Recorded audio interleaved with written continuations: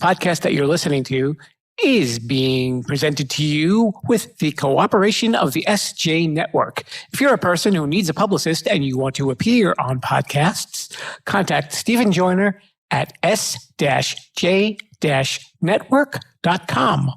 Let's get on with the show. Welcome to Season 7 of Too Many Podcasts. We kick things off with an interview with recruiter Jolie Downs of the Fresh Blood, Killing It After 40 podcast. That sounds really interesting. I'll be sure to listen. Hey, Bill, do you think the Sherpa will be giving us funnier jokes this season? Bill? Oh, great. Now I'll be spending the rest of the episode trying to figure out how milk came out of his nose. Attention, rebels of the Sherpalution. Today's podcast is brought to you by Audible. We would like to give you a free audiobook download and 30-day free trial simply by heading to www.audibletrial.com/Sherpa. There are over 180,000 titles of audiobooks and podcasts, including this one, to choose from for your iPhone, Android, Kindle, or MP3 player. And now, the one and only Mr. Bruce will lead you into the Sherpa Chalet. As a reminder, the cool Mount Podcastia air that you are inhaling is a result of the Yak's burrito dinner. Welcome to Too Many Podcasts, the podcast about podcasts. Now, podcasting from the Sherpa Chalet on Mount Podcastia, here's your host, Jim, the podcast Sherpa. Hey there, Rebels. You have arrived here at Too Many Podcasts at Season 7. What? Season 7? It only seems like last week it was Season 6. Oh, it was Season 6 last week? Oh, okay. We're here, Season 7. It's a new season. And you know what? I bet if you are familiar with the show, you're waiting for this question. Who's our guest today, Sherpa? See that? We got that right off the bat. Today's guest is a professional recruiter, and she's got a podcast called Fresh Blood, Killing It After 40, and her name is Jolie Downs, and we had a really interesting conversation. And it was funny because halfway through the conversation, I realized I'm interviewing an interviewer. Woohoo! What happens when someone interviews me interviewing her? I don't know. It's a little too meta for me, a little too meta for the Sherpa. We can't get too crazy like that. Anyway, yes. So we were talking about Jolie Downs, and she is my guest, and we talked a lot about how to make a good impression in an interview, a couple of do's and don'ts, and of course, we talked about her podcast in the meantime. Really educational stuff and very informational. You know, I don't do a lot of business podcasts, but lately I've been finding some interesting ones, and Jolie certainly is. And, you know, with people, I guess, coming out of the pandemic, maybe people are making changes in their lives and moving on to new careers. So maybe some of these pointers in this interview, or if you're listening to Jolie's show, will help you along. So without any further ado, let's have a listen to the first interview of Season 7 with Jolie Downs of Fresh Blood, Killing It After 40. Hello there, Rebels. We are in the interview room at the Sherpa Chalet, and my guest today is a lady who is a professional recruiter and a public speaker, and she is also the host of a podcast called Fresh Blood, Killing It After 40. Her name is Jolie Downs, and she is right here on the other side of the interwebs on the other coast. Welcome to the show, Jolie. Hi, Jim. Thank you so much for having me on your show. I'm excited to be here. Oh, I'm very glad to have you here. So let's get to know you a little bit. So you've been a recruiter for quite some time. Yes, I fell into the recruiting field shortly after graduating from college, and I went on to start my own company at a young age, ended up partnering with my business partner now, and we've been doing this since 2004 together, Paradigm Staffing. So doing public relations, marketing, and communications recruiting. What got you interested in that field? I don't know too many people who are recruiters. What drew you to that field? It's really not a field that people grow up thinking, I want to be a recruiter. I'm going to be honest, I didn't even know the field existed. I had applied to a research position, and I loved research, and I was just looking for something new. And I went and interviewed, and when they were telling me about the attributes, the kind of person that flourishes really in this field, I was like, ooh, that's me. That's me. I was like, this is fascinating. And it was for printed circuit board recruiting. And I remember I didn't know what a printed circuit board was at the time. And so I said, you know what? I'm going to come back and I'm going to tell you everything about a printed circuit board. And I got the job. In your recruiting, you got to interview a lot of these candidates before they're picked up by the company. Yes. Yeah. I've done thousands of interviews over the years. Okay, with good. people at all stages. Yeah. So you probably got some great tricks up your sleeve. It's fun. It's one of those things where, the information is just a part of you. And so you forget that this is great pieces of information that other people might know. You just think that people know it. Does that ever happen to you? Yeah, sure. Yeah.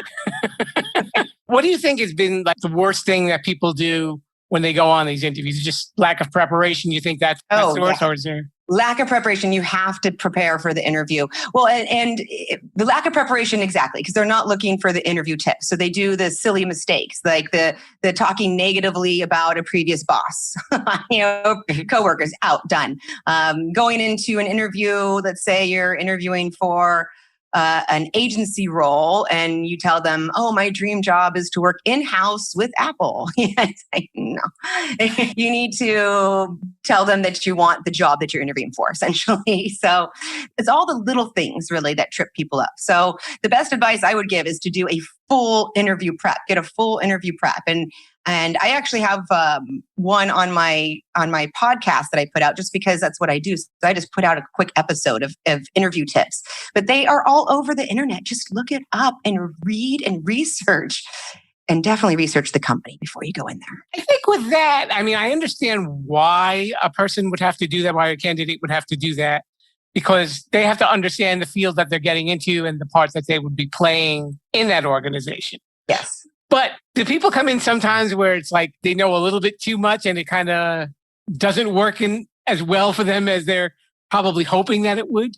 That can work. That can happen. If it's a little overbearing, that can happen. But you know what? I would always say more information is better, but you don't have to go overboard. It's just you don't want to go in there asking questions that were easly found on the website, Yeah. So it's that kind of thing, It's not, you don't have to be like, oh, I read your book.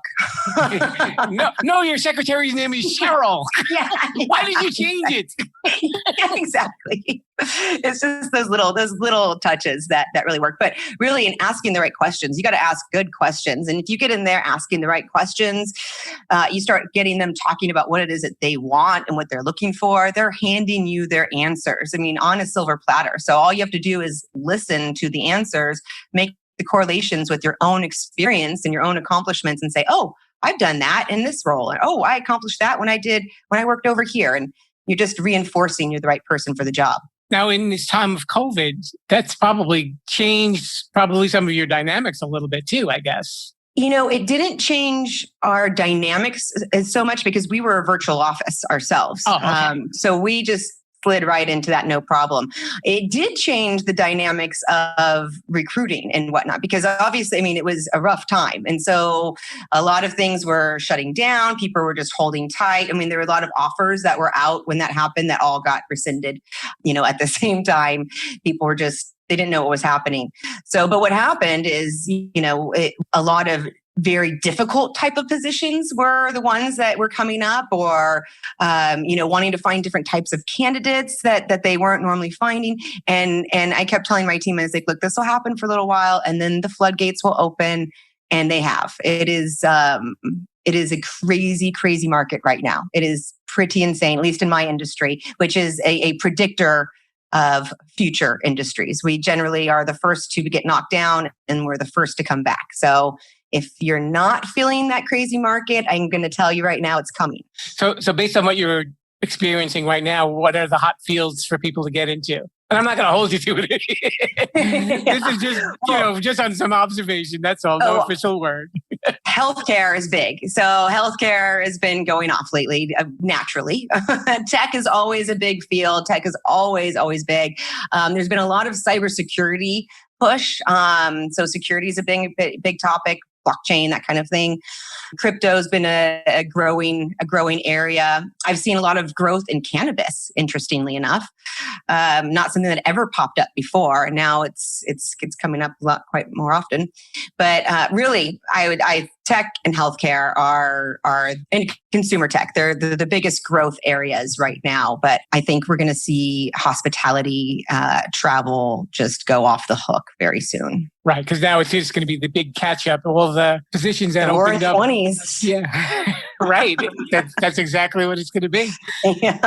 Do you think people will look at the travel industry a little bit different now? That's a good question. I've been thinking about this. I think there's going to be two different types of people. There's going to be people who will look at it differently and be much little more wary. I know a number of people who are very concerned about travel and want to stay a little closer, what have you. But then there's people like myself who are itching and just like, let's go. Where can we go? That's safe. Let's go. So I think those people will be making the hospitality, travel, entertainment field go crazy. I can already tell you right now, I've been trying to book things like for concerts and whatnot, and they are getting booked like within a day. It's being sold out. And I guess now too, the working from home element has probably all of a sudden played a big part. People in certain jobs that probably never had the opportunity to do it are like, hey, this isn't so bad. Yeah. Well, and companies finally, they've seen that remote work can work. And so now they're open to it. Companies that would never be open to it before, which are allowing people to move different places and, kind of spread their wings in different ways. I think it's wonderful. I think it's long overdue. And I think it's fantastic that a lot of people will just be doing like a nice hybrid model and then allowing talent who live elsewhere work remote, which is really in the talent wars needed to happen. I'm fascinated by every once in a while you see these advertisements for these cities that want you to come to their city and work there, and they'll give you money just to move there. Yeah. And, just come here and we will give you a job. Yeah. Because if you're that type of person, maybe you'll help make us better. Right? Innovative people. Yeah. Absolutely. It's what it turns around. Innovative people turn around in all kinds of places.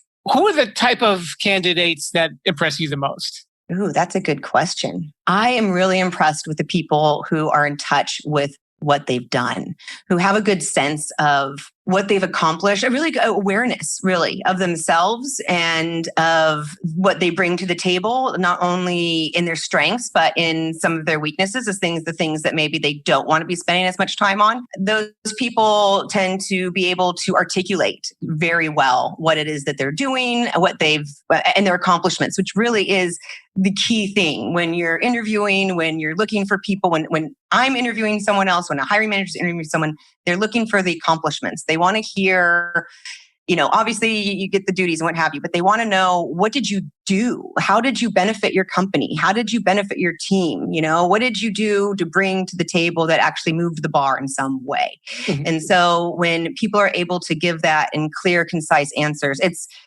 so refreshing. And you kind of just smile at me like, oh, thank you for that. Good job. In your podcast, you talk about the stories of people who are over 40 mm-hmm. and how their lives changed for either for the better or for the worse, or what they've gone through. Mm-hmm. And that I guess also ties into what you do, because you probably have people who maybe are going back to work, maybe after raising kids, mm-hmm. or even going into an entirely new field. Yes. That they know that this is a good field to get into, but I don't have that background. What do I do to make myself seem like a viable candidate? Mm-hmm. If you don't have experience in a field and you want to go into it, you get experience. You just start doing it. So you start doing it for free. You volunteer. You find an intern job. You start doing it for your friends or family in some way. And who have businesses that you can be like, I worked for this business. But you get that experience under your belt. So you can start talking about what you're doing. But anybody who wants to get into something that they don't have experience with, that's the best advice I can say. Like, go go start doing it. Join a group that is doing it. Join associations that are doing it so that you can learn as much as you can about the topic. You can network with people who are doing it and be exposed to them. And hopefully they can help you network and be exposed to other people. But be what you want to become. That's what I say. Be what you want to become. Yeah. And I guess it's also important for them to understand what they're getting into before they take that leap because, I'm changing my life and now I'm in this field. And 3 months into it, I hate my job. Exactly. You need to ask the right questions. What do you want to be doing?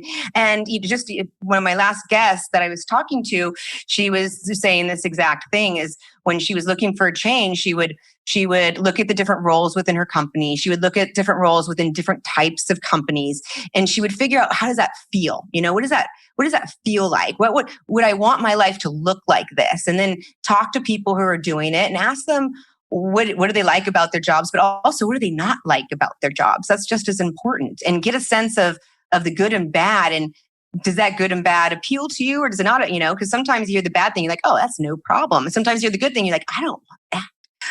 So you need to know what's right for you. So really, again, self-awareness, getting in touch with what is success to you, what you want your life to look like, what you want your day-to-day to look like, what your strengths are that kind of fulfill you when you're like playing to those strengths. Like you need to figure out all of that and then start going after your next step. So tell me how you came to formulate your podcast. It was inspired by my work. So I've been doing this for 20 years and I've gone through multiple downturns now. And regardless if it's a downturn, even if like a CEO comes in or an acquisition happens, people get shuffled around. I found that the people 40 and over, there's just more of a struggle when there's a shakeup, if you will. And it's because of the natural corporate structure. I mean, the more experience you have, the less opportunity there is and the more competition there is. And the fact of the matter is through this whole time, I can't tell you how many countless positions I was filling. A senior level person was let go and they wanted fresh blood. And that fresh blood meant young blood. And so it would bother me through the years because I would have this great senior level talent that they wouldn't look at. And I just didn't understand why they wouldn't at least, look at these people, but it was always young blood that they wanted. And then as my age kept going and I kept getting more experience, I'm like, man, if I was in this industry, they wouldn't look at me. They wouldn't even look at my resume. And I'm on fire. Like they should be hiring me now. I was great, did great 10 years ago, but I just, with each year and more experience I have, the better I get at what I'm doing. And so I just started thinking, and then I would talk to people who are just killing it, they're just thriving. And then talk to other people who are struggling. Like, you know what? These are the stories that need to be shared. What are these people doing? How did they make the shift? How did they either climb the ladder or they got off the ladder completely and they're doing something else and figured out what that is. And really that happens a lot of times in midlife. If we figure out maybe we're not doing what we want to be doing. That's very true. I guess when we probably think about our parents, when they got a job, they presumed that they were going to be there until they retired. Yeah. And now with the way that the job market has been probably within the last couple of decades, it's not really like that. It doesn't encourage a lot of loyalty, but I guess there's two sides to that coin, really. Yeah. Yeah. No, there's a lot more jumping around. And it's very interesting because the loyalty should be rewarded a lot more. I'm going to be honest with you, because the jumping around does allow people to get a little bit of a better salary at times, a little bit of better title at times, and the people, So I applaud. There are companies that reward that loyalty and treat those people well, and I applaud those. And there's others that need to catch up with that because those are the people that really are their bread and butter. They need to be treating them a lot better. Otherwise, you're going to have me snipping at their heels. That is a big thing with company loyalty. I think a lot of workers get that attitude of like, well, if I'm not going to be making the money that I want, or I'm not going to be in the position that I want, well, there's probably a place down the road that will give me what I want. Mm-hmm. Yeah. We know what I tell people, and I tell this to all of my candidates when I'm recruiting them. I'm like, look, if there's anything your company can do, go ask for it now. go ask for it. Go ask for that raise, go ask for that title, that new responsibility before you go get a new job and come back with an offer and you try to do the whole counteroffer thing. Don't do it. It honestly, people do that all the time and they'll take the counteroffer, and I can tell you at least 80, and this is on the safe side, at least 80% of them will be looking for a job 6 months to a year down the road, because whatever was happening, rarely does it actually change. But the bottom line is the way they stayed is they question the loyalty. And so, it makes a difference in the mind. And when new projects come in, maybe that person isn't the first person at mind for that new project, or, it's those little things. So I always say, try to get what you need because you deserve it and because your company will do it. And if they won't, and then and maybe it's time to go. I was going to ask you, when you talked about, going to different jobs and hopping around, does that come across as like a red flag when you're interviewing someone? Or it's probably, there's maybe like a reasonable amount of jobs that they could have had within a period of time? Yeah, it all depends. So if you're dropping year, red flag. I would say that just through these past 20 years, when I first started this, if you had hopped around 2 years here, 2 years there, 3 years there, job hopper, they were not really wanting to talk to you. Now that's normal. Like if you got to get in at least a couple years, at least. Right. But yeah, I think if I've seen people very successfully stay for 5-6 years, and if they don't get that bump that they need, then that's when they're like, okay, it's time for me to take that next step because I'm not getting it here, and do that. And that's been really good advice that I've heard is, really put your all into what you're doing, wherever you're at, whatever job you're doing, give it your all, learn everything you can. And whatever company you're at, you are getting paid to learn and grow. So get paid to learn and grow to your very best of abilities. And as that fills you up, you're going to learn what it is that you want to be doing and what that right best next might be. And you're going to be doing so many accomplishments that when you find it, you're going to be able to talk about all these great things you just did and get that right best next.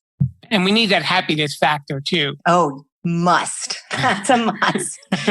Yes. Well, when you're doing something that embodies you, that is fulfilling those things that make you, that stuff, that's that special sauce inside, you are happy, you feel good about what you're doing because it's fulfilling you. And really in any industry, you can find something like that. It's just a matter of finding the things that play to your strengths.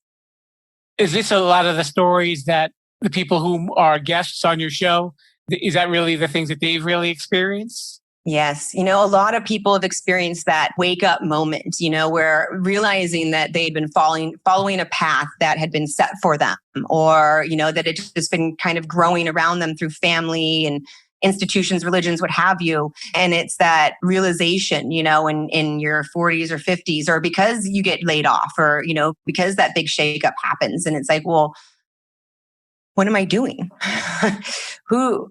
What do I want to be doing? Who do I really want to be? And so there's these amazing, inspiring stories. And sometimes it's a slight shift, like someone who is doing marketing for big brands, I spoke with, and he had this epiphany and this shift, and he went to doing the PR and marketing for people and helping them do that for themselves to build up their own stories. And it's this very rewarding thing for him. And then there's other people who had a complete, total new career change. At 50, they became a family therapist and found this new path at the age of 50, and things of that nature. It's inspiring, or another woman who was laid off from her general manager position. She was being groomed to take over the company, and then all of a sudden, the company was sold from out, and she started her own business doing this handwriting analysis, a passion that she's always had her entire life, and she's so happy and thriving. So it's really inspiring stories like that. So probably a good thing is for people to know what their safety net is, just in case something like that happens. When the bottom falls out from under you, it's like, what can I do next? I mean, that's not always easy to know in advance. I guess it's really something that you have to kind of discover on your own, isn't it? Yeah. Yeah. And the thing is, a lot of time we don't have the luxury, when I'm talking about bringing in work, you need to give yourself a little time and space. And what's hard when you're laid off or companies, it's completely unexpected, is there's that there's that panicky feeling, is that, what am I going to do? So you make decisions because you feel like you have to.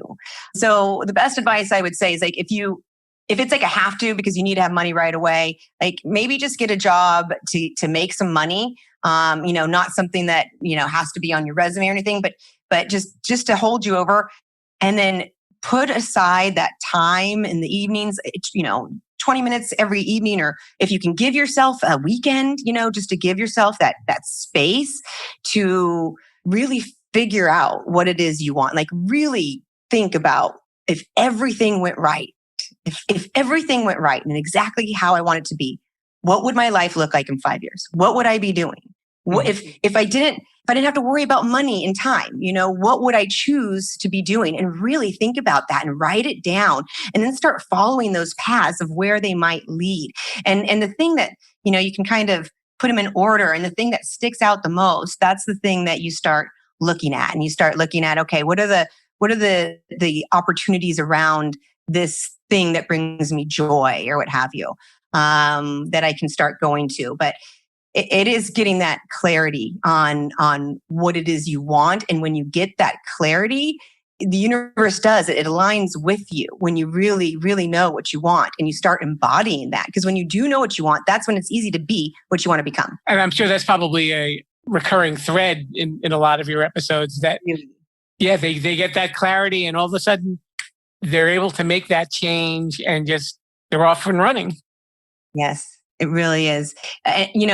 And when you talk about a common thread, another really big common thread that I want to bring up, because this seems to be the other, that click moment where things start to change. And it's the clarity. And the clarity comes along with, how do I bring value to others? When you shift that mindset of like it being about you, and you shift it to, how can I bring that value to others? That's that moment where things just start happening. Because I guess then you feel like you've got that self-worth back. You're not worrying so much about your future. You're ready to take that next step. Yeah. Well, and it's a give and get kind of a universe. And what I've found through not only myself and my own experiences, like this podcast, I started this podcast to help other people. I wanted to it's like, if I could just help some people who are struggling through this time, feel less alone, feel hopeful and inspired, that would be amazing. And by doing this podcast, I can't even tell you how much I have helped myself. It is insane to me how much I have grown from doing this. I carry these people's stories in my heart, and their lessons are becoming a part of my fiber. And it is making my life insanely better just by learning their lessons. Probably because it's so relatable, that we're not the 20-year-old. We have a visitor. It's okay. Sorry about that. That's okay. I like animals, no problem. That's my biggest struggle with my podcast, by the way. Was that one dog or two? One. That's one. It was the doorbell rang. That's the one thing I can't shut off is the doorbell. That's great. All right. Jolie, don't worry about it. Oh, so anyway, back to what I was saying. Because like people like us, we're not the 22-year-old fresh out of college kid looking at employment the first time and this is going to be my future. You probably see a lot of yourself in like a lot of these other people who might be around your age who have got to make big decisions in their lives. And you see that they do it. So you know that probably if you needed to do it, you got something to keep in mind. Seeing other people do things and accomplish them is so inspiring because especially if you know them, right? Especially if you know them like Bob, you're like, oh, my good friend Bob. And then all of a sudden Bob decides to go do something that you never expected Bob to do. And he's going out and doing it and he's having a great time. He's just embodying him, like what makes Bob Bob? And you're like, that's awesome. Look at Bob go. Yeah, I could do that. Why can't I do that? Right. And I found that I think that happened a lot with my friends when I started my business. I started a business young and it was like, look at Jolie, she started a business. She can do it. Why can't I do it? I mean, I would say 70% of my roommates throughout, 8 years are entrepreneurs. And even probably in doing this podcast as well, people that know you saying, look what she's doing for other people. that's something that, that maybe I can do and may inspire them in one way or the other. Yep. I've heard that from a couple people. There you go. There's one there. Yeah. Okay. So Jolie, since this is a podcast about podcasts and so much more, what are some of the podcasts that you like to listen to? This is embarrassing. I don't listen to podcasts. Okay. You know what? I never listened to podcasts before I started my podcast. And when I decided to start a podcast, I was like, I don't want to listen to one. I don't want to unintentionally try to copy a style. I just kind of want to go and do this and see what happens when I go and do this. So I actually listen to a lot of, I'm a member of Mind Valley, and I listen to a lot of their programs, and that's kind of what I go through for my intellectual time, is that. But I have been wanting to check out podcasts now that I've got my own style down and I don't need to worry about the influence. I was like, it's time for me to start checking out some podcasts. What would you say, Jim? What would you suggest? Well, that's why I have the show. And on this show, we will be making recommendations, so you can get the inside scoop on the Sherpa suggestions.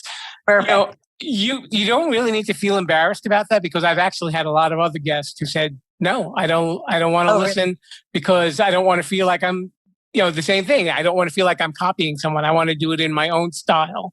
Yeah. So I tell plenty of bad jokes, so I'm not worried about that. I'm like, yeah, everybody else is funnier than me, so I got the bad joke area covered. I'm a big fan of bad jokes, Jim. Well, when you listen to this one, you'll hear plenty. Don't worry. Okay, now we have a portion of the show, and it is called Shameless Self-Promotion. Shameless self-promotion. And this is where you can let everybody know where they can follow you, or if you want to pass on any other information. Great. All right. So you can follow me on LinkedIn on Jolie Downs. I have a very original name. So if you just look up Jolie, Jolie Downs, you can find me on LinkedIn, on Facebook, on Instagram. You can also follow Fresh Blood Podcasts on Facebook and Instagram, and come listen to Fresh Blood, Killing It After 40 on any streaming service. And if you happen to be in PR and marketing or hiring for PR and marketing, you can find me at Paradigm Staffing. We can fill any of your needs. I also am a speaker on a number of topics. So I can talk about a variety of personal development topics, living your best life, midlife, reaching your goals, imposter syndrome, all that good stuff. And actually, before I let you go, I just remembered you actually recently spoke at a podcasting gathering. At Podfest. So I was a speaker on Podfest, and I was also a speaker at Build Your Following Online with Ken Dunn. And what were some of the topics that you spoke about? I was talking about imposter syndrome. Big deal in people's lives. Really, imposter syndrome is so prevalent. And the thing, I want to say really quickly, the important thing to know about imposter syndrome is that majority of the people have it. 90% of the population experiences it, that feeling of not being enough. And what's important to know is that it is prevalent, and those feelings are normal. They're not right. They're not right. Don't listen to those feelings. They are they're leftovers from our negative mindsets that were passed down to us by the caveman ancestors. It saved our lives 1,000 years ago to have a negative mindset, to think negatively, to go immediately negative. But now that's no longer the case. And so we need to recognize when our minds go negative, telling us that we're not enough, or we can't do this, or who do you think you are to be trying this? You just need to be like, oh, this is the normal negative little imposter coming in. Shut it down. Ask yourself the right questions, visualize the right thing. What if this all goes right? Picture it going right. And just know those voices, they're normal, but not right. Don't listen to them. Okay. There you have it. Plenty of advice in this episode. Jolie, thank you so much for coming on the show. Her name, Jolie Downs. Again, Fresh Blood, Killing It After 40 is the name of the podcast. Make sure you check it out, and you will be learning stuff too. Thank you, Jim. I really enjoyed chatting with you. I appreciate you having me on your show. Be a rebel. Follow the show at Sherpalution on Twitter, Instagram, and Facebook. And now it's time for Sherpa Suggestions.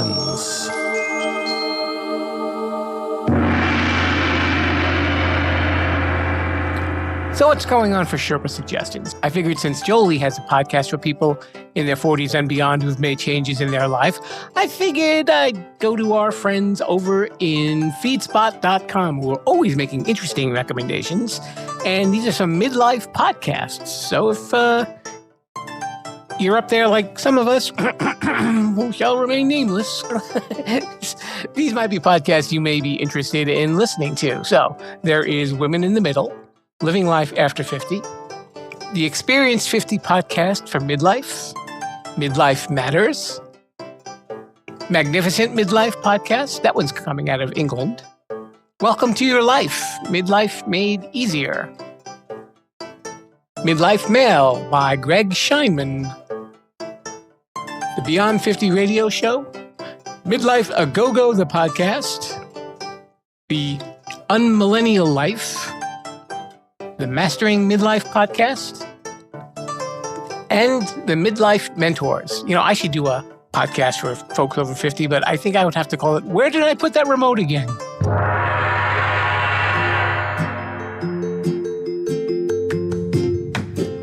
Don't forget to follow me on social media at Sherpalution for Facebook, Instagram, and Twitter.